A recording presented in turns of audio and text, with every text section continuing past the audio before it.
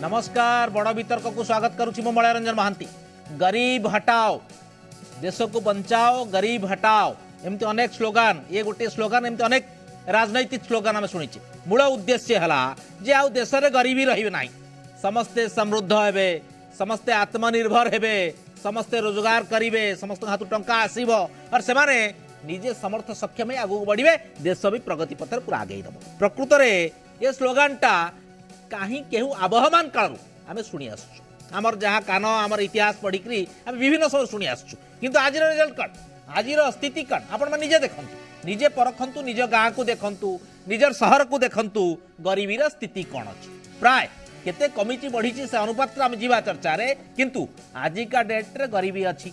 आजिका date रे मध्य लोक माने खाद्य न खाई के अन्य किछि खाउचंती एवं जीवन मध्य विभिन्न जगह जाउची केते प्रमाणित होउछ न होउछ अलग कथा आजिका डेट रे भी लोक अपपुष्टिर शिकार होउचन छोट छुआ तेणु कोट ना कोटी गरीबी आजिका डेट रे अछि एवं आज आमे काई चर्चा करूछु ना राज्य सरकार गोटे भलो काम करबा को जाउचंती जो कथा को आमे चर्चा करूछु कोन ना 29% रु 10% ह्रास करबा पई राज्य सरकार गरीबी सिस्टम टाकू युद्धकालीन भित्तिरे काम करूचंती एवं से काम करुच्ची योजना संयोजन विभाग सर्वे आरंभ करिछि प्रति पंचायत रे सर्वे करा जिवो 2023 मार्च 5 सुधा राज्यर 4056 ग्राम पंचायत रे सर्वे हबो एवं आसंता गांधी जयंती सुधा राज्यर समस्त 6794 पंचायत रे सर्वे करी रिपोर्ट प्रस्तुत हबो तापरे गरीबी कल्याण योजना केते गरीबों हितर लागुची समस्या कौन अच्छी आवश्यकता कौन अच्छी गरीबी हटेवा पाई गरीब रहिबे नाही ये सबू जिनस गोटे सिस्टमेटिक वे हम माननीय मंत्री राजेंद्र ढोलकिया योजना संयोजन विभाग कहिसंती एवं आकु नै राजनीति आरंभ होईची किंतु आमे चर्चा पे रखीचु समीक्षक मानकर मतरे प्रकृत में गरीबी हटेवा को मु ए स्पेसिफिक कौन स्पेसिफिक सरकार को कहूनी सरकार कौन चाहती कि गरीबीटा प्रकृत में हटि जाऊ समस्ते समृद्ध समर्थ हुंतु ए कथा कौन को सरकार चाहती कि सेमानकर कहवा कथा ला मो मुहरु मु कहूची किंतु समीक्षक मान कहउचंती प्रकृत में राजनैतिक दल माने चाहती नाही काले काले चाहती नाही जे गरीबीटा हटू बोली काहे कि ना पताका धरिबो कि जिंदाबाद करिबो कि मद टिके पीक डेइबो कि जदि गरीबी हटी गला से माने समर्थ हो गले ताले एतिक रे कोन से रहिबे से कोन डेइबे आपन राली धारणा को से माने आसीबे पैसा दिया हिकरी एक कथा समीक्षक मानकर कहवा कथा मु कहू ना मो पाटर मु खाली एतिकी कहली चर्चा से विषय आलोचना करवा तेणु से आज चर्चा रे ना नहींचु राजनीति पाई गरीबी दरकार गरीबी हटेवा पाई हम चर्चा करूचे गरीबी हटेवा पाई सरकार योजना करूचंती आज नुहे कहीं केहू कालू कराउचे किंतु गरीबी मध्य समान स्थिति रे अछि कोट ना कोटी बहुत अछंती गरीब काहे कि अछंती केते समय लागिवो गरीबी हटिवा पाई कौन कौन आवश्यक आम कौन रूट को जाइए उद्यम करूने के जदि उद्यम करूचे ताहले कहीं गरीब आज से समान स्थिति रे अछंती तेणु से नाटा रखिलु राजनीति पाई गरीबी दरकार हटिबो कौन गरीबी दरकार तेणु जो मैंने अतिथि मान संगे अच्छी चर्चा रे तांकर परिचय करे नवा आम संगे अच्छा प्रभास मिश्र अर्थनीति समीक्षक आम संगे अच्छा डॉक्टर मधुसूदन मिश्र सभापति सिटीजेन्स फोरम लोक मान तरफ चर्चा आरंभ करवा मधुबाबू आपठू आरंभ करी मधुबाबू गरीबी केमती 10% कमे दिया 10% माने लोक गरीब संख्या जो अच्छी प्रतिशत केमती कमे कमे अणाजिव पूरा गरीबी सिस्टम टाक हटाब जो मैंने गरीब अच्छा से माने केमती समर्थ सक्षम हे भल रोजगार करेंगे पिला भल जगह पढ़े ये सब जिन को चर्चा होची सरकार सर्वे आरंभ करचंती किंतु जो कथा मु शेष आड़ को कहली समीक्षक माने कहती समस्ते सबुआड़े चर्चा हुए से कथा हूँ प्रकृत में गरीबी हटेब सरकार केमी चाहिए डेब किए गाड़ी धरिकी पताका धरिकी बुलब किए प्रकृत में आगे सतटा कौन रियलिटी कौन कहीं गरीबी हटू विरोधी उठे कथा जे 22 वर्ष है सिस्टम रे गरीबी कौन ये स्थिति था कि आप केते परसेंट कमे कहीं कमे पारना आज 22 वर्ष पर हठात आरंभ कले के दिन भितर कमेबे कौन कहवा चाहिए पूरा कथा मुझे कहली आप पूरा कहतु डिटेल्स पॉइंट टू पॉइंट ये पूरा जिनिसटा हूँ गोटे भोज विद्यार अंश प्रचार और प्रसार एमती भाव में चली जे वास्तवटार बहुत दूर रे शासक माने अच्छा जो शासन करुँच अच्छा एवं योजना सब प्रणयन करुँच से माने सत्तर बहुत दूर तार गोटे प्रमाण हो विभिन्न कमिटी तेंदुलकर कमिटी एनएसएस सर्वे कॉलेज गरीबर डेफिनेशन आज पर्यटन खोजिक पाइले स्टैंडर्ड ऑफ लिविंग केते हवा कथा गोटे भारत वर्ष गोटे जनसाधारण आज पर्यंत 75 वर्ष पर अमृत काल आम अच्छू किंतु एपर्यंत गरीबर संज्ञा निरूपण हो पारा किंतु ता भितरु गोटे संस्था साइंटिफिक भाव में कहला जे 1500 कैलोरी जदि तार फूड इनटेक बा खाद्य ग्रहण न हो से लोक को गरीब बोली विचार करा एबे आसी देखिबा स्टैटिस्टिक्स कथा जो सरकार कहउछन जे आधार कार्ड कहीं प्रचलन है सरकार सुप्रीम कोर्ट कहला जे आधार कार्ड बाध्यतामूलक कहीं समस्ते कौन सरकार को योजनार लाभ पाँच कि तेणु बाध्यता कहीं कर आधार कार्ड कौन प्रचलन है माने बहुत लोक से 80% लोक सरकारी सामाजिक योजनारू लाभ उठाउछन कौन कह बेरोजगारी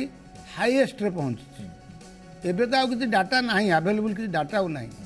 तो एथिरे कौन कहुची गोटे जदि गोटे फैमिली की गोटे यूनिट धरिबा जे ता घर को मनीटा केमती फ्लो करिवो से यदि किसी कार्य संस्थान करिवो कि रोजगार टे चाकरी टे करिवो ताले ता घर को पैसाटा आसिले तार क्रय शक्ति बुद्धि पाइबो एवं से मार्केट रू गले सरकार जदि ताकू क्रय शक्ति वृद्धि न करेकि कार्य न देकरी जो लोक मैंने काम चाहूँगी लोक मैंने उपयुक्त अच्छा कम करने किंतु सरकार कम दे पारना ये जो बड़ विफलता से कौन हो क्रय शक्ति बुद्धि पाऊना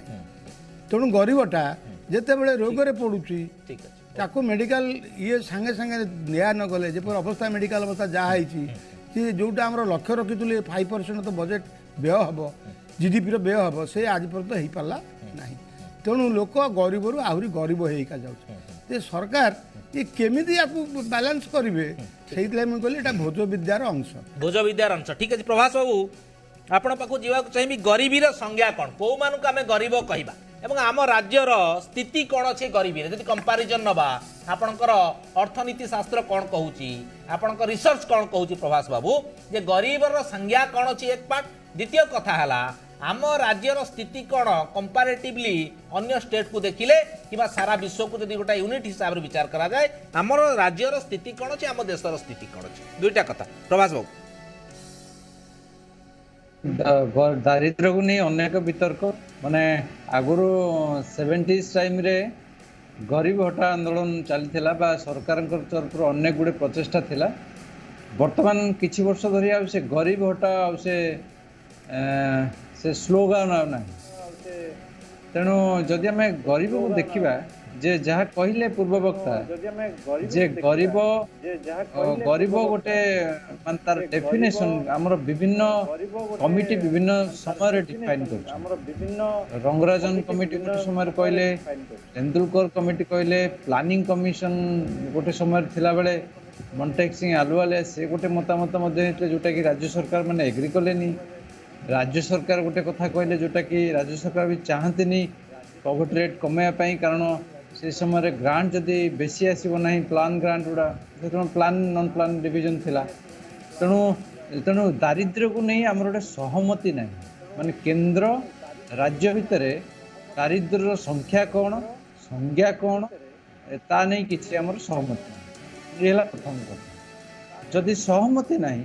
ताल आम गोटे निर्दिष्ट परसेंटेज रे पहुँचा जदि एनएसएस आम देखा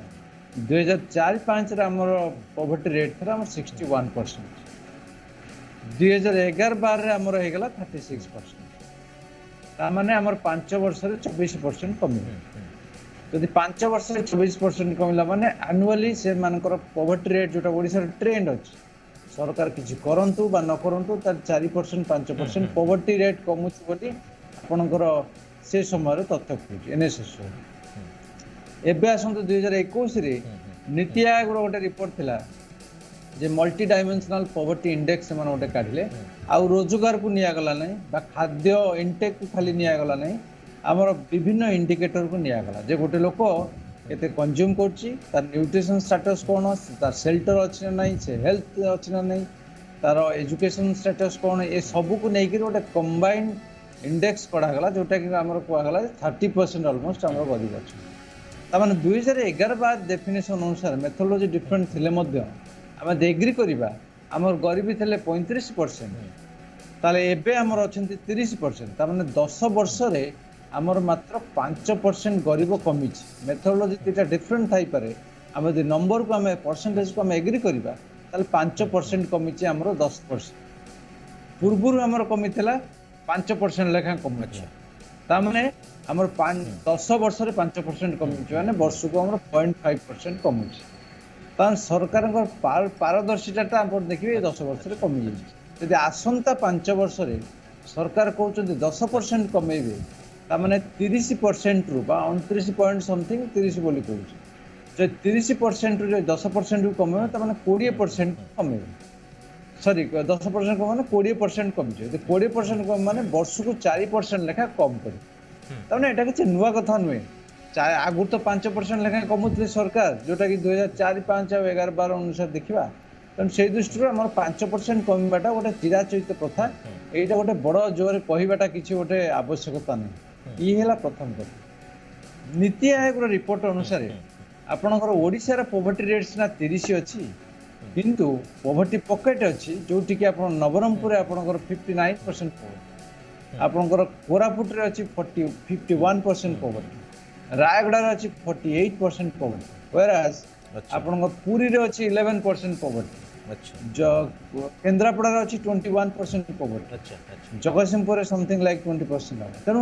ଆମର କୋଷ୍ଟାଲ ବେଲ୍ଟ କୋଷ୍ଟାଲ ଡିଷ୍ଟ୍ରିକ୍ଟ ଆଉ ଭର୍ସେସ୍ ସଦର୍ନ ଆଉ ନର୍ଦର୍ନ ଡିଷ୍ଟ୍ରିକ୍ଟ ଆମେ ଦେଖିବା ତାର ନିଶ୍ଚିତ ରୂପେ ପୋଭର୍ଟିର ଡିଫରେନ୍ସେସ୍ ଆମର ଅଛି ଆମେ ଖାଲି ପୋଭର୍ଟି ଏଇ ଖୋର୍ଦ୍ଧା ପ୍ରଭାସ हाँ हाँ प्रभास बर्तमान जो मानव विकास निरीक्षण संस्था जो सर्वे करुच्ची आप तो कहले हिसाब आम पाखे अच्छी एमाने पंचायत रे किमा ग्रासरूट गाँ गाँ रे कौन आउ गरीबी खोजिबे को आधार रे खोजिबे एवं आपण जो कथा कहउचंती ये जो गरीबीटा को कमेवा पाई को आधार रे कौन कौन पदक्षेप निया जिवो बोली सरकार जो चिंता करचंती कौन से जिनसटा केमिति खोजिबे कौन खोजिबे एवं केमिति दूर करिवे ସେଇଟା ତ ଗୋଟେ ସମସ୍ତଙ୍କ ପାଇଁ ବଡ଼ ପ୍ରଶ୍ନ କଥା ହେଉଛି ଖାଲି ଦାରିଦ୍ର୍ୟ କମେଇ ଦେବ ବୋଲି ଗୋଟେ ଆଲୋଚନା ବା ଘୋଷଣା କରିଦେଲେ ତ ହେବ ନାହିଁ ଦାରିଦ୍ର୍ୟ କମେଇବା ପାଇଁ ଖାଲି ସର୍ଭେ ତ କରିଦେଲେ ହେବ ନାହିଁ ଏ ସର୍ଭେଟା ନିୟମିତ ହେବା ଦରକାର ପଞ୍ଚାୟତ ୱାଇଜ୍ ଆମେ ଜାଣିଛେ କି ଆମେ ଏପର୍ଯ୍ୟନ୍ତ ଜାଣିନେ ଆମେ ପରସେଣ୍ଟେଜଟା ଖାଲି ଜାଣିଛେ ଯେଉଁଟା NSS ସର୍ଭେ କରୁଛି ସାମ୍ପୁଲ୍ ସର୍ଭେ ନୀତି ଆୟୋଗ ଯେଉଁଟା ସର୍ଭେ କରୁଛି ସାମ୍ପୁଲ୍ ସର୍ଭେ ତେଣୁ ଏ ସାମ୍ପୁଲ୍ ସର୍ଭେରେ ଆମେ ଜାଣିପାରୁନେ କେଉଁ ଲୋକଟି ଆକ୍ଚୁଆଲି ଗରିବ ତେଣୁ କେଉଁ ଲୋକଟି ଗରିବ ସେ ଲୋକଟିକୁ ଆମେ ଏପର୍ଯ୍ୟନ୍ତ ଜାଣିନି ଯଦି ଜାଣିନେ ଆମର ଟାର୍ଗେଟ ଗ୍ରୁପ୍ କି ଆମର ଜଣା ନାହିଁ ପ୍ରପରଲି ତେଣୁ ଆମେ କେମିତି କହିବା ଯେ ସେ ଲୋକଟା ଦାରିଦ୍ର୍ୟରୁ ଉପରକୁ ଯିବ କି ତଳକୁ ଖସିବ ଯେତେବେଳେ ଆମେ ପଞ୍ଚାୟତରେ ଯାଇ ଦେଖୁଛେ ବା ସର୍ଭେ ଆମେ କରୁଛେ ଆମ ପାଖରେ ଯେଉଁ ମାନଦଣ୍ଡ ଥିଲା ବା ଯେଉଁ ରଙ୍ଗରାଜନ କମିଟି ଯେଉଁ ମାନଦଣ୍ଡ ଦେଇଥିଲେ ସେଇ ମାନଦଣ୍ଡକୁ ମାନିବା ନା ମଣ୍ଟେକ୍ସିଂ ଆଲୁୱାଲିଆ ଯେଉଁଟା ଦେଇଥିଲେ ସେଇଟା ମାନିବା ନା ଆମେ ମଲ୍ଟି ଡାଇମେନ୍ସନାଲ ପୋଭର୍ଟି ଇଣ୍ଡେକ୍ସର ଯେଉଁଟା ନୀତି ଆୟୋଗ ନେଇଛି ସେଇଟାକୁ ମାନିବା ତେଣୁ ଆମେ ପଞ୍ଚାୟତରୁ କାହିଁକି ଯାଉଛେ ଦାରିଦ୍ର୍ୟକୁ ଆସେସମେଣ୍ଟ କରିବା ଲାଗି ଯାଉଛେ ନା ଦାରିଦ୍ର୍ୟ ଯୋଜନା ଗୁଡ଼େ ପାଇଛନ୍ତି ନା ନାହିଁ ଆମେ ଯାଉଛେ ତେଣୁ ଏଇ ଦୃଷ୍ଟିରୁ ଆପଣ ଦେଖିବେ ଏଇଟା ଗୋଟେ ଭାରି ଜଟିଳ ପ୍ରଶ୍ନ ମାନେ ଭାରି କମ୍ପ୍ଲେକ୍ସ କ୍ୱେଶ୍ଚିନ୍ ଭିତରେ ଆମେ ଅଛେ ଯେଉଁ କମ୍ପ୍ଲେକ୍ସିଟି ଭିତରେ ଆପଣଙ୍କର ଦାରିଦ୍ର୍ୟ ଦୂରୀକରଣ ନାଁରେ ଗୋଟେ ବଡ଼ ଭାଷଣ ଦେବାର କିଛି ଆବଶ୍ୟକତା ନାହିଁ ठीक है ओके ओके हम फेरी आपण पाकू डॉक्टर जीवा चाहिए डॉक्टर मधुसूदन मिश्रा आप जो कथा उठाउतले प्रभास बाबू से पॉइंट रे कहले ताको क्लारिफाई करले वर्तमान माने दरिद्र किए ताको नहीं कोड़ा बड़ द्वंद्व विभिन्न कमिटी विभिन्न प्रकार माने विभिन्न आधार रे दारिद्रटा को माने रखिचंती से हिसाब रे से कहचंती दरिद्र ए माने हे परिबे ए आथले दरिद्र एमती तो 3-4टा कथा बाहर लाणी तेणु वर्तमान जो पंचायत रे सरकार जीवे खोजिबे दरिद्र किए जे दरिद्र ताको जो आधार रे चयन करिवे से कोन पाइला से केमिति समृद्ध हबो आमे तो बेस किछि नाही माने को आधार रे खोजिबा तार बेस माने कंफर्म हेइनी आमे केमिति खोजिबा कोन खोजिबा ता माने विरोधी जो अभियोग करूचंती एटा गोटे नाटक विरोधी जो अभियोग करूचंती राजनैतिक थोप माने ए समय आसिल ओटा माहौलटा क्रिएट करैबा गरीबंक पय आमे बहुत तत्पर अछु विरोधी कहवा कथा एटा कोन सत्य की ना सरकार उद्यम करूचंती साधु उद्यम प्रकृति रे चाहुचंती गरीबटी समृद्ध हो उपरकुट कोन आपण केमिति देखछंती कथा नहीं तुमरी गोटे कथारू मुझे गोटे क्षीय नौ जोटा प्रवास को आड्रेस कले से कथाटा जे सरकार कहतु पाखे कौन योजना अच्छी गरीबी की कमिया से एपर्तंत मानने कही ना ओपन करना सहीटा बड़ कथा जो प्रश्नटी तुम्हें पचार जे प्रवास जे यहाँ केमी से कमेबे तो मूल कथा हो जो तुम गाँव को जाऊच जो इंडिया लिव्स इन विलेजेस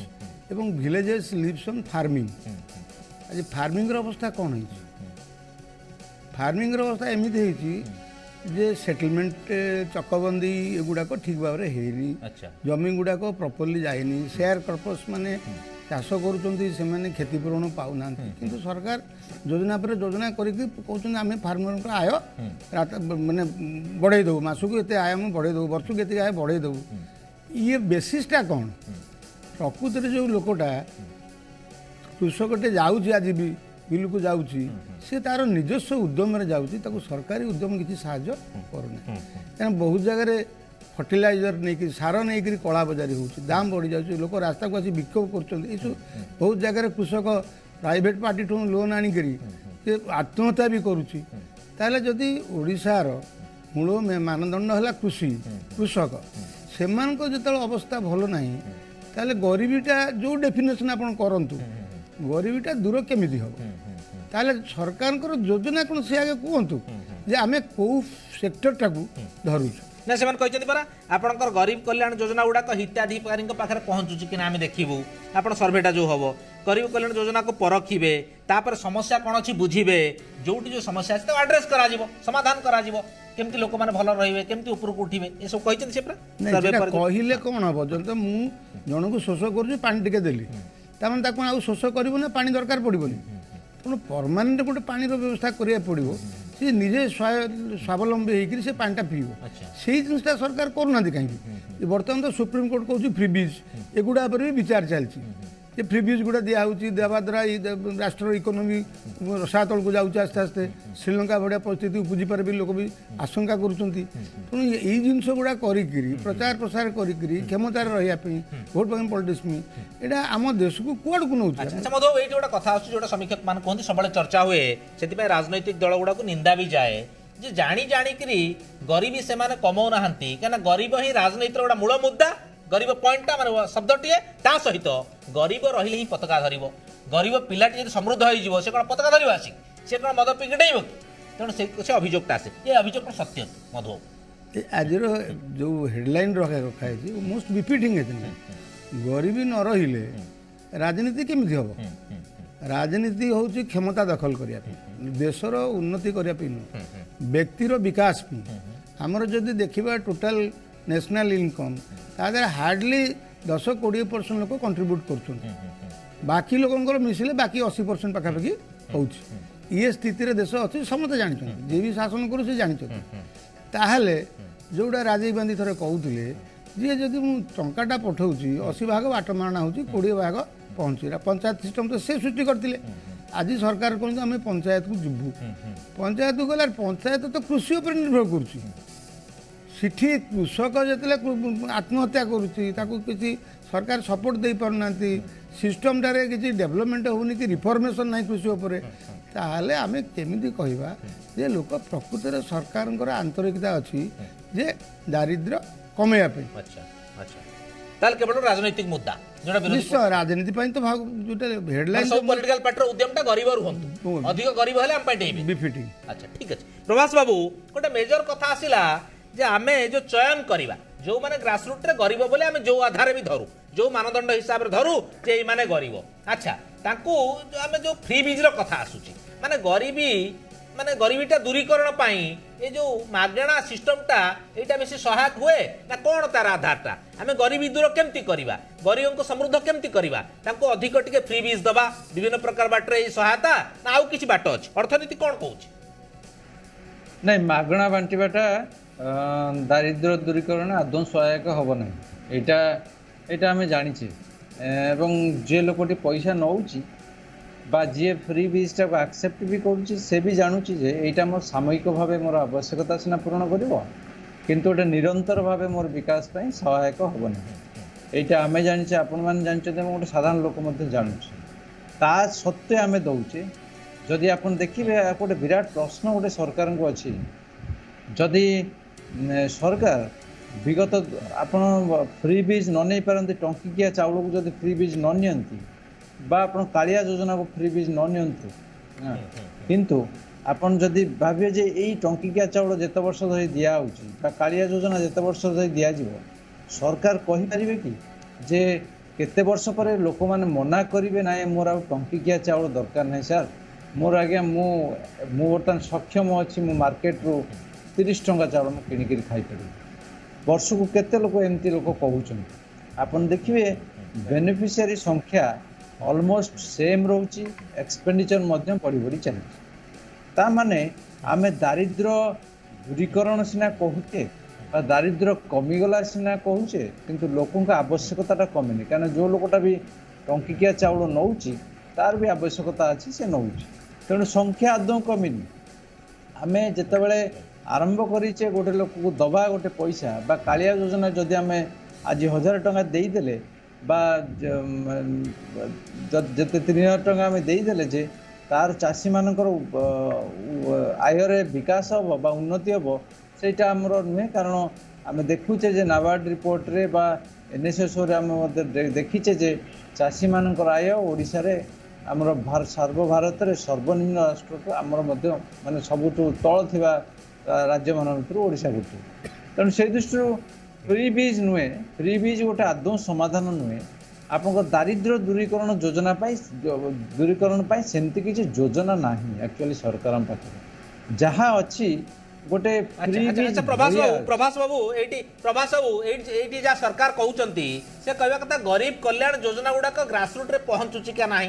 ଯଦି କିଏ ଗରିବ ଅଛନ୍ତି ଏଥିରୁ ବଞ୍ଚିତ ହେଉଛନ୍ତି ତାଙ୍କୁ ସାମିଲ କରାଇବା, ତାହେଲେ ସରକାରଙ୍କର ପ୍ଲାନ୍ କ'ଣ କେବଳ ଗରିବ କଲ୍ୟାଣ ଯୋଜନାରେ ଗରିବ ଯିଏ ଅଛନ୍ତି ତାଙ୍କୁ ଇନକ୍ଲୁଡ୍ କରାଇବା, ନା ସେମିତି କିଛି ବଡ଼ ପ୍ଲାନ୍ ଅଛି କିମ୍ବା ଆପଣ ପ୍ରସ୍ତାବ ଦେବେ କି ଯେ ଗରିବୀ କି କମ୍ କରାଇବା ପାଇଁ ସ୍ଥାୟୀ ସମାଧାନ କ'ଣ ଅଛି, କିମ୍ବା ଗରିବ ଲୋକଟିକୁ ସମୃଦ୍ଧ କରାଇବା ପାଇଁ ତା ସ୍ତର ଅନୁସାରେ କ'ଣ ସ୍ଥାୟୀ ସମାଧାନ, କ'ଣ ପ୍ରସ୍ତାବ ରହିବ ଆପଣଙ୍କର? ସ୍ଥାୟୀ ସମାଧାନ ହେଉଛି ଗରିବଟି କେଉଁଠି ଅଛି। ଯଦି ପଞ୍ଚାୟତ ସ୍ତରରେ ସେ ସର୍ଭେ କରୁଛନ୍ତି, ପଞ୍ଚାୟତ ଯାଏଁ ପହଞ୍ଚି ପାରୁଛନ୍ତି, କାରଣ ତାଙ୍କ ପ୍ଲାନିଂ ଆଣ୍ଡ କୋଅର୍ଡିନେସନ ଡିପାର୍ଟମେଣ୍ଟର କନଭର୍ଜେନ୍ସ ଡିପାର୍ଟମେଣ୍ଟର ଯେଉଁ PSDMA ଅଛି, poverty human development management agency, monitoring agency ଯିଏ ଅଛି, ଆପଣଙ୍କର PSDMA ଯଦି ପଞ୍ଚାୟତ ଲେଭେଲରେ ପହଞ୍ଚୁଛନ୍ତି, ଏ ସୁଯୋଗଟା ସେ ହାତ ଛଡ଼ା କରନ୍ତୁ ନାହିଁ। ପଞ୍ଚାୟତ ୱାଇଜ୍ ଡେଟାବେସ୍ ମେଣ୍ଟେନ୍ କରନ୍ତୁ ଏବଂ ପଞ୍ଚାୟତରେ ଦେଖନ୍ତୁ କେଉଁ ପଞ୍ଚାୟତରେ ଏକ୍ଜାକ୍ଟଲି ଦରିଦ୍ର ଗୋଟେ ପକେଟ୍ ଅଛି। ଆପଣଙ୍କ ଆଉ ଦାରିଦ୍ର୍ୟଟା ଭୁବନେଶ୍ୱର ନାହିଁ, ଖୋର୍ଦ୍ଧାରେ ଟାଉନରେ ମିଳିବନି, ଖୋର୍ଦ୍ଧାର ନିଶ୍ଚିତ ଗୋଟେ ପଞ୍ଚାୟତରେ ମିଳିବ, ଗୋଟେ ଗାଁରେ ମିଳିବ। ସେଇଟାକୁ ସେ ଲୋକେଟ୍ କରନ୍ତୁ, ଦାରିଦ୍ର୍ୟଟା କେଉଁଠି ଲୁଚିକିରି ଅଛି, ସେଇ ଦାରିଦ୍ର୍ୟଟାକୁ ସେ ଆଇଡେଣ୍ଟିଫାଏ କରିପାରିବେ ଏଇ ମାଧ୍ୟମରେ। ମୁଁ ଯେମିତି କହୁଥିଲି ଯେ ଆପଣଙ୍କର ଗୋଟେ ଗୋଟେ ଡିଷ୍ଟ୍ରିକ୍ଟ ଅଛି ଯେଉଁଠିକି 60% ପଭର୍ଟି ଅଛି, କିନ୍ତୁ ଗୋଟେ ଡିଷ୍ଟ୍ରିକ୍ଟ ଅଛି ଯେଉଁଠିକି 11% ପଭର୍ଟି ଅଛି। ତେଣୁ ଆମେ ଏକ୍ଜାକ୍ଟଲି ପଭର୍ଟି କେଉଁଠି ଅଛି ବା ଗରିବ କିଏ, ଯଦି ଆପଣ ଗୋଟେ ନିର୍ଦ୍ଦିଷ୍ଟ ମାନଦଣ୍ଡ ନିଅନ୍ତୁ, ଆପଣ ନୀତି ଆୟୋଗର ମାନଦଣ୍ଡ ନିଅନ୍ତୁ ବା ରଙ୍ଗରାଜନ କମିଟିର ମାନଦଣ୍ଡ ନିଅନ୍ତୁ, ସେଇ ମାନଦଣ୍ଡ ନେଇକି ଯାଆନ୍ତୁ, ଆପଣଙ୍କୁ ଆଇଡେଣ୍ଟିଫାଏ କରନ୍ତୁ କେଉଁଠି ପଭର୍ଟି ପକେଟଟା ଅଛି, ତାପରେ ଆପଣ ଆଡ୍ରେସ୍ କରିବା ଲାଗି ଚେଷ୍ଟା କରନ୍ତୁ ସେଇ ଜାଗାରେ ସେଇ ସ୍ପେସିଫିକ୍ ଲୋକ ପାଇଁ। ଅଦରୱାଇଜ୍ କ'ଣ ହେବ, ଆପଣ ନିଶ୍ଚିତ ରୂପେ 5 ବର୍ଷ ପରେ ଦେଖିବେ ଆମର ପଭର୍ଟି ରେଟ୍ ନିଶ୍ଚିତ ରୂପେ 10% ଥିବ, କିନ୍ତୁ ଖୋର୍ଦ୍ଧାରେ 1%, ପୁରୀରେ 1% ଥିବ, କିନ୍ତୁ ଆପଣ କୋରାପୁଟରେ ସେଇ 40% ହେଇକି ଥିବ। ତେଣୁ ପଭର୍ଟି ପକେଟ୍ ଯୋଉଠି ବାସ୍ତବ ଦୃଷ୍ଟିରୁ ଯୋଉଠି ଗରିବ ଅଛି ସେ ଜାଗାରେ ସରକାର ପହଞ୍ଚି ପାରୁନାହାନ୍ତି। ଏଇଟା ଯଦି ସୁଯୋଗ ଅଛି। ଆଉ ଗୋଟେ ବଡ଼ କଥା ହେଉଛି ସେତେବେଳେ ସରକାରଙ୍କ ପାଖରେ ସମ୍ବଳ ନଥିଲା। 2004-05 ମସିହାରେ ଯେତେବେଳେ 60% ପଭର୍ଟି ଥିଲା, ସେତେବେଳେ ସରକାରଙ୍କର ରାଜସ୍ୱ ବଳକା ଥିଲା, ରାଜସ୍ୱ ନିଅଣ୍ଟ ଥିଲା। ସେତେବେଳେ ଆପଣଙ୍କର ଥିଲା 2500 କୋଟି ଟଙ୍କା ଡେଫିସିଟ୍ ଥିଲା। ଏବେ ଆପଣଙ୍କର 15000 କୋଟି ଟଙ୍କା ରେଭିନ୍ୟୁ ସରପ୍ଲସ୍ ଅଛି। ତେଣୁ ସମ୍ବଳ ଅଛି ଆମ ପାଖରେ ଉଦ୍ଦେଶ୍ୟ ମଧ୍ୟ ରଖୁଛେ। ସୁଯୋଗ ଆମେ ହାତଛଡ଼ା କରିବା ନାହିଁ, ରାଜନୈତିକ ଉଦ୍ଦେଶ୍ୟ ରଖିବା ନାହିଁ, ବରଂ ଏହା ଗୋଟେ ଆମ ପାଇଁ ସୁଯୋଗ ହେଉଛି ଲୋକମାନଙ୍କୁ କେମିତି ବିକାଶ କରିପାରିବେ। ଠିକ୍ ଅଛି ମଧୁ ବାବୁ, ଆମେ ଗୋଟେ ସାଧୁ ଉଦ୍ୟମ ନେଇକରି ବର୍ତ୍ତମାନ ଆରମ୍ଭ କରିଛେ, ସରକାର ଆରମ୍ଭ କରିଛନ୍ତି। ପ୍ରକୃତରେ ସେ ସାଧୁ ଉଦ୍ୟମଟା जो ग्रासरूट को जो प्रभाव सब कहले, जेहेतु आम जाऊे आम एजेन्सी निजे सर्भे कर स्थिति को निजे देख निजे परख आमर उद्यम भी अच्छे, आमर अर्थ भी अच्छी, कहीं आम बर्तमान बड़का सिस्टम भितर आस अधिक अर्थ आमर आसूँ राजस्व। तेणु आम कौन प्रकृत माने सफल हवा कि आमर गरीबी आमर ओडिशा जो टार्गेट सरकार कर आम गरीबी को कम करवा प्रकृत सफल हवा कि ना नाई से राजनैतिक सिस्टम भितर रही मोर प्रथम कथा हूँ जे मैंने जो सर्वे करूँ से सर्वर उद्देश्यटा कौन गोटे बैकग्राउंड गोटे उद्देश्य थी ना ये आइडेंटिफाई कले भाई यही पकेट्रे पॉवर्टी बेसी अच्छी आम जानिले पॉवर्टी की कौ बाटे आड्रेस करेंगे से जिनटा सरकार एपर्यंत पब्लिक करूना पब्लिक कले जनसाधारण पार्टिसिपेट करेंगे बुद्धिजीवी पार्टिसिपेट करेंगे ଏବଂ ସରକାରଙ୍କୁ ଏ 2 वे ଟକ୍ରେ ବୋଥ୍ ସାଇଡ୍ ଯୋଉଟା ଆଲୋଚନାଟା ହେବ ସରକାରଙ୍କୁ ବହୁତ ଦିଗ୍ଦର୍ଶନ ମିଳିବ। ନାଇଁ ମଧୁ ବର୍ତ୍ତମାନ ତଥ୍ୟ ଆସିଯିବ ଆପଣଙ୍କର ମନେକର କୋରାପୁଟର ଯୋଉ ପକେଟ୍ ଗୁଡାକ ଅଛି ଗରିବୀ ପକେଟ୍ ସେଠି ସ୍ଥିତି କ'ଣ ଅଛି ଲୋକ କାହିଁ ଗରିବ ତାଙ୍କର ଆବଶ୍ୟକ କ'ଣ ଅଛି ଏବଂ ସେଠି କ'ଣ ମାନେ ଆପଣଙ୍କର ଅପସନ ଗୁଡା କ'ଣ ଅଛି ଯୋଉଥିରେ ସମୃଦ୍ଧ ହେବେ ସବୁ ଆସିଯିବ ତଥ୍ୟ। ସରକାର କହୁଛନ୍ତି ଯେ ଗରିବ କାହାକୁ ସେମାନେ କହୁଛନ୍ତି ସେଟା ତ ଡିସାଇଡ୍ କରିନାହାନ୍ତି ନା। ଯୋଉଟା ପ୍ରଭାସ ବାବୁ କହିଲେ ଯେ ସେ କାହାର କୋଉ ମାନଦଣ୍ଡଟା ଧରିବେ ସେଟା କ'ଣ କହିଲେଣି କି ସେଟା କହିନାହାନ୍ତି। ଆମେ କାହା ଉପରେ ଚର୍ଚ୍ଚା କରିବା। ଦ୍ୱିତୀୟ କଥା ହେଲା ଯେ ଆମେ ତାଙ୍କ ପାଖରେ ପହଞ୍ଚିଲେ ଏଇ କ'ଣ ପ୍ରଥମ ସର୍ଭେ ଆଗେ 20 ବର୍ଷରେ ଆଉ କେବେ ସର୍ଭେ ହେଇନଥିଲା କି ମୋତେ କାହିଁ ଲାଗୁଛି ସର୍ଭେ ହେଇଥିବ। ଆଗରୁ ବି ସରକାର ସର୍ଭେ କରିଥିବ କାରଣ ତାଙ୍କର ତ ଗୋଟେ ଡିପାର୍ଟମେଣ୍ଟ ଅଛି ପ୍ରଭାସ ବାବୁ କହୁଛନ୍ତି ପ୍ଲାନିଂ ଆଣ୍ଡ କୋଅର୍ଡିନେସନ୍ ତାର ଗୋଟେ ୱିଙ୍ଗ ଅଛି ଯିଏ ଗୁଡ଼ା କରୁଛି ସେ କ'ଣ ଚୁପଚାପ 20 ବର୍ଷ ହେଲା ବସିଥିଲା ଆଜି ତାର ନିଦ ଭାଙ୍ଗିଲା ଯେ ଆମେ ଯିବା ଗରିବ ଲୋକମାନଙ୍କୁ ଆଇଡେଣ୍ଟିଫାଇ କରିବା ଏଟା ନୁହଁ। ଆଗରୁ ଯଦି ହେଇଛି ତାହେଲେ ଗରିବୀକି ଆଡ୍ରେସ୍ କରାଗଲା ନାହିଁ କାହିଁକି ସେ ୱାର୍ ଫୁଟିଂରେ ତାକୁ କରିବା କଥା କରାଗଲା ନା କାହିଁକି। ଆଉ ଯେଉଁଟା ପ୍ରଭାସ ସବୁ କହୁଥିଲେ ଯଦି 15,000 କୋଟି ଟଙ୍କାର ରାଜସ୍ୱ ସରପ୍ଲସ୍ ଅଛି ରେଭେନ୍ୟୁ ସରପ୍ଲସ୍ ଅଛି ଏଇଟା ବଡ଼ ଆନନ୍ଦର କଥା। ଗୋଟେ ଟାଇମ୍ ତ ଲୋକ ଦରମା ହିଁ ପାଉନଥିଲେ ରାଜକର୍ମଚାରୀ ଦରମା ପାଉନଥିଲେ ଯଦି ଅଛି ତାହେଲେ ଏଇଟା ଆଜିର ଦିନରେ ଅଛି ନା କେତେ ବର୍ଷ ଆଗରୁ ଅଛି ସେଇଟା ବି ସରକାର ଖୁଲାସା କରନ୍ତୁ। ତାହେଲେ କାହିଁକି ସେ ଟଙ୍କା ଠିକ୍ ଜାଗାରେ ପହଞ୍ଚିନି ସେ ପକେଟ୍ ଯେଉଁଟା ଆଇଡେଣ୍ଟିଫାଏ ଆମେ କିଛି ନୂଆ କଥା ପ୍ରଭାସ ବାବୁ କହୁନାହାନ୍ତି ମୁଁ ବି କହୁନି ଯେଉଁମାନେ ତାଙ୍କର ସେଠି ଅଛନ୍ତି ଡିପାର୍ଟମେଣ୍ଟରେ ସେମାନେ ବି ଏକଥା ଜାଣିଛନ୍ତି ଏଇଟା କିଛି ଆମେ ତାଙ୍କୁ ଗୋଟେ ଆଇଡ଼ିଆ ଦେଉଛୁ ବୋଲି କଥା ନୁହେଁ। କିନ୍ତୁ ଆନ୍ତରିକତା ଯେଉଁଟା ରହିଲା ସେ ଆନ୍ତରିକତା କିଏ ଲୋକ ପ୍ରତିନିଧି ହିଁ ତାକୁ ଇମ୍ପ୍ଲିମେଣ୍ଟ କରିବ। ବିଶେଷଜ୍ଞମାନେ ତ କହିବେ କିନ୍ତୁ ଏମାନଙ୍କ ଯଦି ଖାଲି ରହିଲା କ୍ଷମତା କେମିତି ଦଖଲ କରିବା ଏଇଟା ନବରଙ୍ଗପୁର ହେଲା ବିଜେପି ବେଲ୍ଟ ଏଟା ହେଲା କଂଗ୍ରେସ ବେଲ୍ଟ ଏଟା ଅମୁକ ବେଲ୍ଟ ଏମିତି କହିକିରି ଆମେ ସେଠି କିଛି ଆଡ୍ରେସ୍ କରିବାନି। ପଜିଟିଭିଟି ଆପଣ କେତେ ଦେଖୁଛନ୍ତି ଆମେ ଯୋଉ ଆଙ୍ଗେଲରେ ବି ହଉଛି ଏମାନଙ୍କର ଏଇଟା କ'ଣ ଲୋକଙ୍କୁ ଲୋକ ହିସାବରେ ଗଣୁଛନ୍ତି ନା ପଲିଟିକାଲ ଏଣ୍ଟିଟି ହିସାବରେ ଧରୁଛନ୍ତି ସେ ବି ଗୋଟେ ବଡ଼ କଥା। ତେଣୁ ସେଇ ଜିନିଷ ଗୁଡ଼ାକ ଯଦି ନାରୋନେସ୍ରୁ ଯଦି ଉପରକୁ ନ ଉଠିବା ଦେଶ ଗଠନ ନ କରିବା ତାହେଲେ ଖାଲି ଅମୃତ କାଳରେ ରହିକରି ଛାତି ବାଡ଼େଇଲେ କ'ଣଟା ହେବ ତାଳି ମାରିଲେ କ'ଣଟା ହେବ କିଛି ହେବ। ঠিক আছে প্রভাস বাবু শেষ প্রশ্ন কার্যক্রম সারিবা আখর হয়ে গলানি সময় প্রভাস বাবু আর আপন মানে আউটপুটটা কোন দেখুছেন এই যে উদ্যম অছি সরকারଙ୍କର কিংবা जो যাহা যাহা ঘটিছে আগরু এবে যা जो স্থিতি আমি পৌঁছিছে কিংবা আগুকু जो হিসাব রে বঢ়ুছে আর পজিটিভ অ্যাঙ্গেলটা আপন কোন দেখুচন্তি আর নিষ্কর্ষটা আপন কোন দেখুচন্তি আর আউটপুটটা আপন কোন দেখুচন্তি প্রকৃতরে যদি আমি দেখিবা গরিবী হটিও সোনার ওড়িশা এমতি কিছু হবো কি। ନାଇଁ ମୋର ଅନେଷ୍ଟ ଓପିନିଅନ୍ ହେଉଛି ଯେ ନିଷ୍ଠାର ସହିତ କରାଯାଏ ଏଇ କାର୍ଯ୍ୟକ୍ରମ ପଞ୍ଚାୟତ ସ୍ତରରେ ପହଞ୍ଚିବାର ଏପର୍ଯ୍ୟନ୍ତ ପ୍ରୟାସ ହେଇନଥିଲା ସର୍ଭେ କରି ଲୋକମାନଙ୍କୁ ଜାଣିବା ପାଇଁ। ତ ଯଦି ପ୍ରୟାସ କରିଛନ୍ତି ଯଦି ନିଷ୍ଠାର ସହିତ ପ୍ରୟାସ କରନ୍ତି ତାହେଲେ ଆମେ ବର୍ଷେ ପରେ ଦାରିଦ୍ର୍ୟ ହଟିବା କଥା ଛାଡ଼ନ୍ତୁ ଅତି କମ୍ରେ ଆମ ପାଖରେ ତଥ୍ୟଟେ ଥିବ ଯେ ସେ ଲୋକଟା ଲୋକ ଏ ବା ରାମ ମାଝୀ ମୁଁ ଗୋଟେ ନାଁଟେ ନେଉଛି କାହା ନାଁ ଥାଇପାରେ ସେମିତି ଯେ ରାମ ପ୍ରକୃତରେ ସେ ଗାଁରେ ଗରିବ ନା ବଡ଼ ଲୋକ ସେଇଟା ସରକାରଙ୍କ ପାଖରେ ଆଜିକାଲି ଟେକ୍ନିକ୍ ବହୁତ କିଛି ହେଇଗଲାଣି। ସରକାର ବସିକିରି ସେକ୍ରେଟାରିଏଟ୍ରେ ମଧ୍ୟ ଜାଣିପାରିବେ ଯେ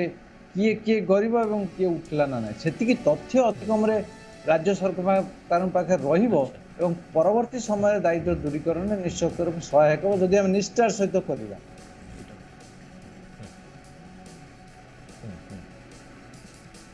আচ্ছা প্রভাস বাবু শেষ প্রশ্ন আর গোটিয়ে যে প্রকৃতরে আপনার সেমিতি ভাবুছেন কারণ যে অভিযোগটা হচ্ছে মানে সবু দল পাই স্পেসিফিক কেউ দল নুহে সবু দল চাহান্তি যে গরিবীটা সম্পূর্ণ হটিলে সেমানে তো নিজে সমর্থ সক্ষম হেলে সেমানে হাজি কাই করিবে সেমানে আম কথা কাই শুনিবে সেমানে সমর্থ হয়ে গলে সেমানে টঙ্কা নেইকিরি আউ সিস্টম ভিতরକୁ আসিবে নাই রালিরে সামিল হেবে নাই আপনার ধারণাକୁ আসিবে নাই পতাকা ধরি বুলিবে নাই প্রকৃতরে এই কথাটা কোন যুক্তিযুক্ত কি। ନାଇଁ କେବଳ ଗରିବ ଲୋକମାନେ ଆସନ୍ତିନି ସମସ୍ତେ ବି ଆସିଲେଣି ପଇସା ଦେଇକି ତ ଚାଲିଛି ତେଣୁ ପଇସା ଦେଲେ ଯିଏ ନାହିଁ ସେ ଠିଆ ହେଉଛି ରାଜ୍ୟରେ ତେଣୁ ସେଟା କେବଳ ଗରିବ ଲୋକମାନେ ଯାହାଦ୍ୱାରା ଗରିବ ଲୋକମାନେ ବେଶୀ ବ୍ୟସ୍ତ କାହିଁକିନା ସେମାନେ ଅଧିକା ପରିଶ୍ରମ କରନ୍ତି କମ୍ ପଇସା ପାଆନ୍ତି ବିଲରେ 12 ଘଣ୍ଟା କଟିବେ ମାତ୍ର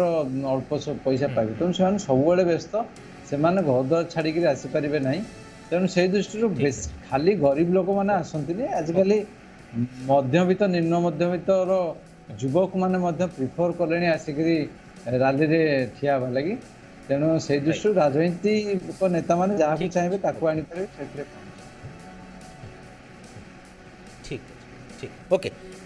মধু বাবু লাস্ট শেষ প্রশ্ন গোটিয়ে খালি ধাড়ি কহবে एथिरे राजनैतिक दल मानकर तो कौन क्षति हबार ना जदि आमर लोक समृद्ध हे तांकर क्षति हम कि सेमती किसी तो मानसिकता ना ताहले आम ये साधु उद्यमटा को कहीं भाव सफल हम बोली मधु आजिकल जो मैंने राजनीति कर मानसिकता अच्छी जे मैंने सब जदि उन्नत हो गले ताले से रैली फैली के आसुन जोटा तुम कहूल से कथा ठीक दैट्स ए ठीक तो यही जो लोग करूँ राजनीति से नहीं आम आलोचना करुचे तेणु यही जो कथा कहले निष्ठार सहित जदि न करा आज जदि प्रथम थर पे जा कौटे पंचायत थर को आगुरी कहीं पंचायत राज तो केबठू है आगुरी कहीं जाइना ये प्रश्न भी लोक करेंगे ठीक अच्छे ओके कार्यक्रम सारिबा समय हो जाइए सबुठु बड़ कथा है ग्रासरूट को जाइकरी रियल स्थितिटा को सरकार जानिबे सरकारी संस्था जानिबो जे सेति स्थिति कौन अच्छी कोरापुट हो कि मालकानगिरी कौन अंचल स्थिति जानिकरी केते संख्यक लोक कौ वर्गर लोक केमिति स्थिति अछंती तांकर समस्या कौन अच्छी सेठी ऑप्शन गुड़ा कौन अच्छी आपन पॉजिटिव ऑप्शन गुड़ा जहाँ तांको सही सहायता रे तांको ऊर्ध्व को उठे हेबो या गरीबी दूर करे हेबो प्रकृत रे सही उद्यम नहीं जदि सरकार जाउथांती ताल निश्चित भाव में आमे अन्य राज्य पई पूरा समग्र विश्व पई गोटे बड़ उदाहरण हबा ए कथा अत्युत मन कहले भूल हबो नाही किंतु समान ढंग रे जो अभियोग होउछ और विरोधी माने भी कहउछंती समस्त कहउछंती जे प्रकृत रे गरीब शब्दटा बा गरीबी गोटा राजनैतिक शब्द माने ए शब्द को व्यवहार करी विभिन्न पॉलिटिकल पार्टी माने ऊपर को उठंती तेणु आम क्या स्पेसिफिक कहूँ तेणु से भली आ मानसिकता न रो आमर लोक समस्ते केमती उद्यम करके ऊपर को उठे हम समृद्ध करहब रियली प्रति आंतरिकतार सह काम करा जाऊ एवं ये उद्यमटा सफल हो आम आशा करवा सरकार का उद्यमटा सफल हो आमर गरीब लोक मैंने जो माने मानदंडर तले अच्छी से ऊपर को उठंतु कहीं ओडिशा हसिब और आम समस्ते हसिबा कार्यक्रम सारी धन्यवाद देवी प्रभास मिश्र अर्थनीति समीक्षक धन्यवाद देवी डॉक्टर मधुसूदन मिश्र सभापति सिटीजन्स फोरम बड़ वितर्क को ये रखुचु नमस्कार।